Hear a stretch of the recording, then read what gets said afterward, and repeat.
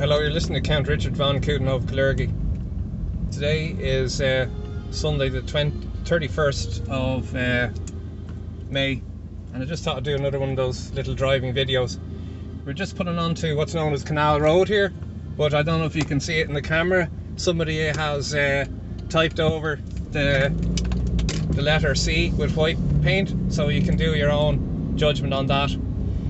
So there you go, you're just driving down by the barge pub there. You can see plenty of people sitting on the wall enjoying themselves, and why not? Isn't it a beautiful day, pushing close to 20 degrees. Now, the couple of things on the 31st on this day in 1916, the Battle of Jutland took place between the Royal Navy and the German High Seas Fleet, with 14 British and 11 German ships sunk, with a loss of 9,823 casualties and over 1,200 wounded, with both sides claiming victory. In 1921, the IRA volunteers exploded a remotely detonated mine under a British military band in Youghal, which killed 7 and more than 20 were injured. And on this day in 1819, American poet and writer Walt Whitman was born, famous for his poem "O Captain, My Captain," used in the film Dead Poets Society, said by Robin Williams, about the assassination of President Lincoln. Famous for his poem "O Captain, My Captain," about the assassination of President Lincoln. Just along the canal here, I must remind myself of a little story. One time, there was I was watching a fire brigade crews trying to get a little baby duck out from in front of one of the locks, and unfortunately the little duck wasn't very cooperative, and eventually it was discovered that in trying to get him with a full bucket of water, you'd be better off trying to catch him with a half bucket, which is eventually what happened, to much to the joy of the cheering crowds who were watching this spectacle.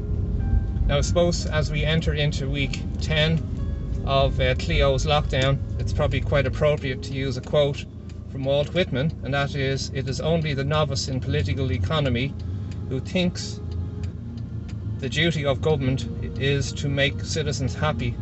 Government has no such office."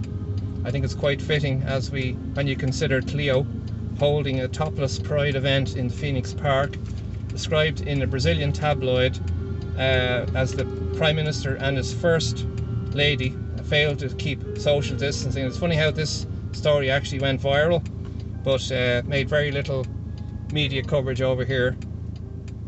And I think he, quite frankly, showed a lot of lack of dignity for the office of Taoiseach with the carry-on. To remind me of the time with his letters to Kylie Minogue.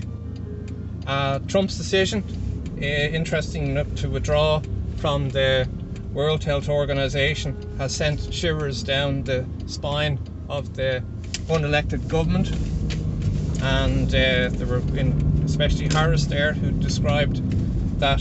He said that if we are looking for a villain in all of this, it is not an organization, it is the virus. And to me, the villain in all of this are those who are prepared to keep putting fear into the people's hearts and minds in an effort to keep what I regard as the world's biggest hoax since the tulip mania of the 1600s, where a signal tulip bulb could be sold for up to 10 times the salary of a skilled craft worker or 12 acres of land. For example, a friend of mine there recently was on the express train from town out to Bray, and there was only 4 people on the whole train. Could you imagine that? So how long is this madness going to keep going on for? There was protests yesterday outside the GPO about the lockdown, and I attended that, and it was very nice to meet some friendly faces that I knew from before, especially George. It was very nice to talk to you, George. Now, this piece of music I'm listening to at the moment now is by Shostakovich. It's the piano concerto number 2 in F major, and I know that a friend of mine likes this piece of music, so I dedicate this video to that friend. But yeah, interesting as well with Gemma's protest outside. Now we're just pulling by the Israeli embassy over there, and we're heading down towards, you can see the Aviva Stadium, or as I still like to call it, Lansdowne Road. I can't get my head around calling it the Aviva Stadium. But yeah, it was interesting with also yesterday there was a protest outside fake news RTE, and Gemma was there on Friday and on Saturday. But interesting enough that I'm reminded of in relation to fake news that in 1898 the USS Maine, which was a ship, an American naval ship, was sunk in the harbour of Havana, and there was, I think, over 250 people killed, and it was the start of the Spanish-American War between the Philippines and Cuba. Between Spain and Cuba, which resulted in the Philippines, along with Guam, Puerto Rico, being ceded to the United States. And at a time, what became known as yellow journalism, a term where newspapers exaggerated events to increase sales with eye-catching headlines.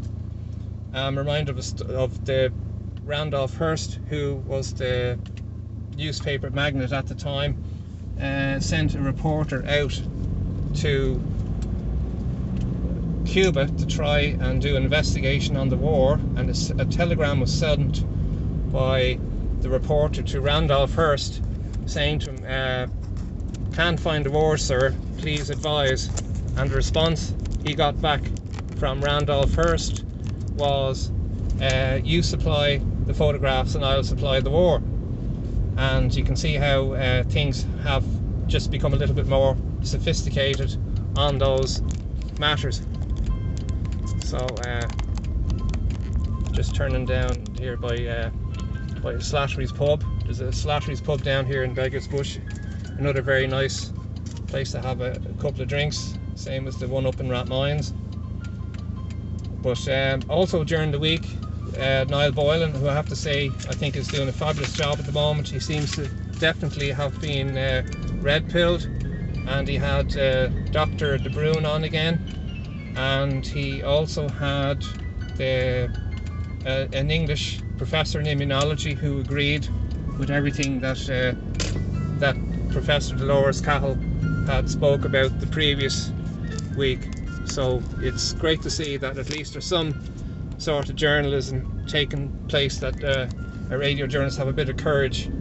And so I strongly encourage people to listen to Niall Boylan on the Classic Hits there on Mondays at lunchtime. So yeah, no, I think he's doing a great job at the moment.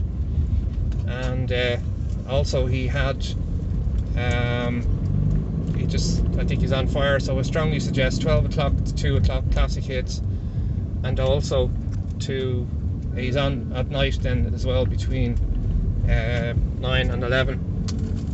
So I suppose what I'd like to do at the end really is that I'd like to mention a quote, and at the moment now I'm reading the Book of Wisdom, so I'd like to end with a quote from that, and hope that some of that wisdom rubs off on me. And that is, "God of my Father, Lord of mercy, you who have made all things by your word, and established man to rule creatures produced by you, to govern the world in holiness and justice, and to render judgment in integrity of heart." And that's verse 9, 1 to 3. And unfortunately, what we're going through at the moment now, we also need a political revolution of some description, but we also need a spiritual revolution, and we need to do that for both Christ and country, if we want to make Ireland a better place to live. So there are a couple of comments which are my own. Thanks for listening. Good night, good luck, and God bless. And I think I'll maybe just let the music play out for a little bit as we head over in towards Rings End and the lovely church there on the left hand side. And so there you go. I hope you enjoyed my little tour of around this particular area. Okay, God bless you. Bye bye.